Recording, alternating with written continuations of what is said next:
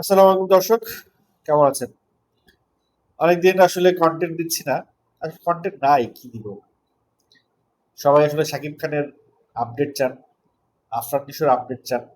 আর অন্যান্য যে সিনেমাগুলো হয় ওগুলো আসলে না বলার মতো। সিনেমা বলা না বলার সমান কথা। তারপরেও শাকিব খানের একটা আপডেট দেওয়ার চেষ্টা করব খুব শিগগিরই। আপাতত অবস্থায় এখনো পর্যন্ত শাকিব খানের সিনেমার নায়িকা ফাইনাল করা হয় নাই, স্ক্রিপ্ট লেখা শেষ হয় নাই, শুটিং এর ডেট লক হয় নাই, অনেক কিছু এখন বাকি। হৃদয় সাকিবের যে সিনেমাটা সামনে হবে সেই সিনেমা, তো এইসব সিনেমা করার আগে শাকিব খানের হয়তো সিনেমার শুটে যাবার আগে শাকিব খানের হয়তো অন্য কোনো সিনেমা রিলিজও হয়ে যেতে পারে।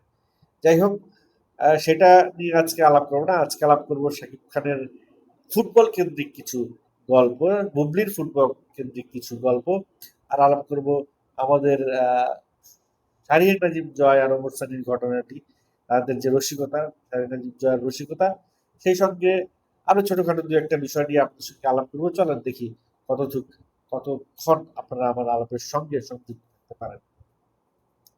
শাকিব খান তার এসকে ফিল্মস যে সোশ্যাল হ্যান্ডেল আছে ফেসবুকে, সেই সোশ্যাল হ্যান্ডেলে শাকিব খানের যে অ্যাডমিন আছে, তারা আর্জেন্টিনার আহ, বিজয়, আর্জেন্টিনার জয়, আর্জেন্টিনার খেলা, মেসি এবং সবকিছু মিলিয়ে অনেকগুলো কন্টেন্ট তারা ছেড়েছে সেখানে। সিনেমার ফুটেজ দিয়ে কিছু কিছু কন্টেন্ট ছেড়েছে। এবং শাকিব খানের আহ, যে আর্জেন্টিনার ফ্যান শাকিব খান, আর্জেন্টিনার বিজয়ে শাকিব খানের যে বিজয় উদযাপন, সেটি তার এসকে ফিল্মস এর এই পেজটা দেখলে বোঝা যায়। অন্যদিকে বুবলি ব্রাজিল হেরে যাওয়ার পরে একেবারে চুপ হয়ে গেছে। বুবলির মুখে কোনো কথা নাই। সে গত ১ মাস যাবৎ কোনো পোস্টই দেয় নাই সোশ্যাল হ্যান্ডেলে।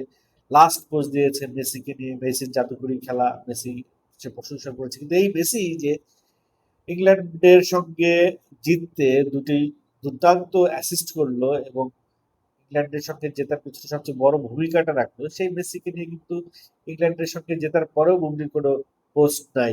ওদিকে অপু বিশ্বাসও খেলা নিয়ে কোনো পোস্ট খুব একটা দিচ্ছে না। কিন্তু পরিমণি বা তানজিদ তিশা, ওরা কিন্তু খেলা নিয়ে খুব মাতামাতি করছে, অন্যান্য নায়িকারা খুব মাতামাতি করছে। পরিমণি তো ঘোষণাই দিয়েছে যে এবার যদি আর্জেন্টিনা কাপ নেয় তাহলে সে আরেকটা বিয়ে করবে।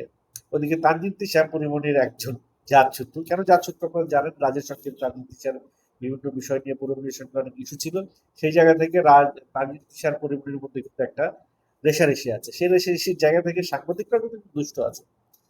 এক সংবাদ সম্মেলনে তানজিদ তিশাকে জিজ্ঞেসই করে বসছে যে আর্জেন্টিনা জিতলে আপনি বিয়ে করবেন নাকি? তানজিদ তিশা তখন বলে, বিয়ের সাথে খেলার কি সম্পর্ক, আর্জেন্টিনা জেতার কি সম্পর্ক? তখন সাংবাদিকরা তিশাকে ব্যাপারটি বলে যে পরিমণি ঘোষণা দিয়েছে যে এবার আর্জেন্টিনা কাপ নিলে পরিমণি আরেকটি বিয়ে করবে। এবং তিশা সেই বিষয়টি খুব ম্যাচিউর একটা বিহেভিয়ার দেখাইছে, এই বিষয়ে সে কোনো কথা বলে নাই। এটাই উত্তম। এই বিষয়টা সে চেপে গেছে, হেসে হজম করে নিয়েছে। তো যাই হোক, পরিমণি এরপরে আরো একটা স্ট্যাটাস দিয়েছে ইংল্যান্ডের ক্যাপ্টেনকে নিয়ে, হ্যারি কেইন, যে তার বিয়েটা আটকাতে পারছে না। তার মানে পরিমণি নিশ্চিত বিয়ে করছে যদি আর্জেন্টিনা কাপটা নেয়। এখন কথা হচ্ছে, অনেকেই বলছেন যে পরিমণির এটা আসলে একটা অজুহাত।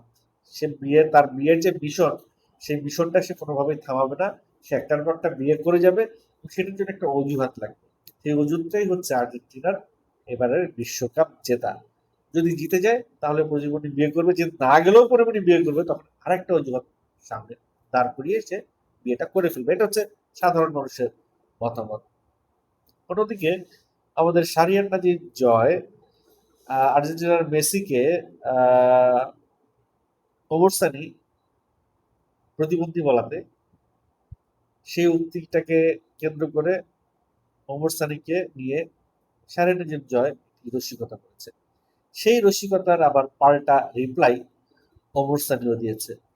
আবার আজকে আর্জেন্টিনা জেতার পরে শাহরিয়ার নাজিম জয় আরো একটি রসিকতা করেছে। বলেছে যে আর্জেন্টিনার গোলগুলো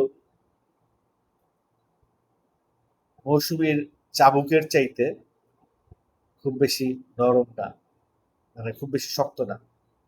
এরকম একটা রসিকতা করেছে। রসুমকির সেই চাবুকের মতো, তবে গোলের ওই চাবুকটা ওরকম তুলার মতো নরম না গোলগুলো, এই ধরনের একটা রসিকতা সে অলরেডি ওমর সানিকে নিয়ে করে বসেছেন। ওমর সানিও হয়তো এটার একটা ব্যাক রিপ্লাই দেবেন। কিন্তু এই যে দুইজন, আহ, আমি বলবো দুইজন খুব ভালো মানের শিল্পী, একজন ফিল্মের সুপারস্টার ছিল, একজন ছোট পর্দায় খুব ভালো অভিনয় করতেন, বড় পর্দায়ও সে ভালো অভিনয় করতেন, কয়েকটা সিনেমায় শাবনূরের নায়ক হয়েছেন। তো সেই জায়গা থেকে এই দুই নায়কের প্রাক্তন নায়ক বলবো, এখন একজন উপস্থাপনা করে, আর একজন পাশাপাশি অভিনয় করেন, আর একজন আহ, খাবারের ব্যবসা করেন, রেস্টুরেন্ট ব্যবসা করেন, তিনিও পাশাপাশি খুব বেশি অভিনয় করেন। তো এই দুইজনের যে এই নিজেদের মধ্যে যে একটা রসিকতার দ্বন্দ্ব, এই দ্বন্দ্বটা কিন্তু সোশ্যাল হ্যান্ডেলের সাধারণ মানুষজনের উপর একটা ভিন্ন প্রভাব পড়েছে। কেউ এটাকে নেতিবাচক ভাবে নিয়েছে, কেউ ইতিবাচক ভাবে নিয়েছে। কেউ বলছে এটা খুব বাড়াবাড়ি হচ্ছে, কেউ বলছে ঠিকই আছে, উনি এটা বললো কেন, এটা করছে দেখি তো উনি এটা বলছে, এই ধরনের কথাবার্তা হচ্ছে। কিন্তু ফাঁকে যে কাজটা হচ্ছে সেটা হচ্ছে শাহরিন নাজিম জয় যে উদ্দেশ্যে এই বক্তব্য দিয়েছেন, সেই উদ্দেশ্যে তিনি সফল হয়েছেন, মানে তার ব্যাপারটা সে ভাইরাল হয়ে গেল। তিনি আলোচনায়, তার স্ট্যাটাস আলোচনায়, এবং সেই সঙ্গে সঙ্গে ওমর সানিও কিন্তু আলোচনায়, দুজনেরই কিন্তু ফায়দা, দুজনেই আবার আলোচনায় চলে আসছে। মিডিয়ায় যত বেশি আলোচনায় থাকবে তার তত বেশি ডিমান্ড ক্রিয়েট হবে, সেই জায়গা থেকে আলোচনায় থাকাটা খুব জরুরি। আমাদের চিত্রনায়িকা ববিতা তার গ্রামের বাড়িতে পৈতৃক ভিটায় একটি মসজিদ নির্মাণ করার পরিকল্পনা করেছেন। সেখানে তিনি তার নিজস্ব অর্থায়নে মসজিদ নির্মাণ করবেন। নকশা অলরেডি রেডি হয়ে গেছে, সেই নকশা অনুযায়ী কাজ শুরু হবে খুব শিগগিরই। আমাদের যারা সিনিয়র অভিনয় শিল্পী আছেন বা স্টার অভিনয় শিল্পী আছেন বা পয়সাল অভিনয় শিল্পী আছেন, তারা দেখলাম মানে বিভিন্ন সময় বিভিন্ন সংবাদে জানতে পারলাম যে তারা সবাই কোনো না কোনো ভাবে কোনো কোনো জায়গায় মসজিদ নির্মাণ সংক্রান্ত কাজে নিজেদেরকে যুক্ত করেছেন। অর্থাৎ জীবনের শেষ বয়সে এসে তারা একটু ধর্মপ্রাণ হওয়ার সুযোগ পাচ্ছেন বা হচ্ছেন, ধর্মভীরু হচ্ছেন। এটা ধর্মের প্রতি তাদের অনুরাগ, বিরাগ বা ভালোবাসা যেটাই হোক না কেন, দেখতে খারাপ লাগছে না। মুসলিম হিসেবে সে একটা মসজিদ নির্মাণ করবে, অনেক সোয়াবের কাজ। আল্লাহ তাদের হেদায়েত দান করুক, তাদের নেক ইচ্ছা কবুল করুক, তাদের আহ, কাজ এর মাধ্যমে তারা যে অভিপ্রায় করেছে সে অভিপ্রায় আহ, কবুল করে নিক, তাদের জন্য দোয়া রইল। শেষ করবো একটি সংবাদ দিয়ে, সেটা হচ্ছে একটি ভারতীয় ছবি বাংলাদেশে মুক্তি পাবে আগামী আগস্ট মাসে, ভারতের স্বাধীনতা দিবস উপলক্ষে। ইমরান হাশমির একটি ছবি আওয়ার অ্যাবাউট টু ভারতে রিলিজ হবে। সেটি বাংলাদেশে একই দিনে রিলিজ হতে পারে, সেটির জন্য আবেদন জমা পড়েছে। আবেদন যদি পাশ হয়ে যায় তাহলে ইমরান হাশমির সেই ছবিটি একই দিনে বাংলাদেশেও রিলিজ হবে। তো ভারতের ছবিগুলো আসলে অনেক বড় একটা অ্যামাউন্ট দিয়ে শুট করা হয়, অনেক বড় বাজেটের ছবি। সেই সমস্ত ছবি যখন বাংলাদেশে দেখানো হয় তখন অনেকের ধারণা যে বাংলাদেশের ছবির ডিমান্ড কমে যাবে, বাংলাদেশের ছবি মানুষ দেখবে না। আসলে এটা ভুল। বাংলাদেশের ছবি মানুষ এমনিতেও দেখে না যদি ছবিটা মানসম্পন্ন না হয়, ছবিটা দেখার মতো না হয়। আর দেখার মতো ছবি হলে বাংলাদেশের ছবি, ভারতের ছবি, শাহরুখ খানের ছবি থাকলেও দেখবে, এরকম রেকর্ডও আছে। সো আমি মনে করি যে ইন্ডিয়ান ছবি আসলেই যে বাংলাদেশের সিনেমার ঘাটতি পড়বে, ভাটা পড়বে, এরকম না। বাংলাদেশি হিসেবে বাংলাদেশের মানুষের বাংলাদেশি সিনেমা দেখার একটা আলাদা চাহিদা সবসময় থেকেই যায়। সেই জায়গা থেকে আমি মনে করি যে বরঞ্চ ভারতের ছবি আসলে বাংলাদেশের সিনেমা আরেকটু মানসম্পন্ন হওয়ার একটা তাগিদ বাড়বে, প্রতিযোগিতা বাড়বে। সেই প্রতিযোগিতায় সমস্ত বাজেট ভালো হলে যে সিনেমা ভালো হবে এমন কোনো কথা নেই। সিনেমা ভালো করার জন্য দরকার একটা টিম এফোর্ট, একটা ভালো গল্প, আর মানে মোটামুটি একটা বাজেট, গল্প অনুযায়ী এই টাকাটা দরকার সেই টাকা।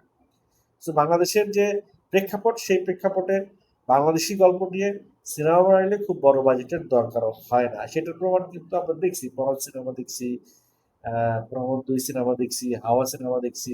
অল্প বাজেটে অনেক ভালো ভালো সিনেমা হয়েছে এবং খুব ভালো ব্যবসাও করেছে। সো ঠিক তেমনি বাংলাদেশের প্রিয়তম খুব অল্প বাজেটের সিনেমা ছিল, ভালো ব্যবসা করছে।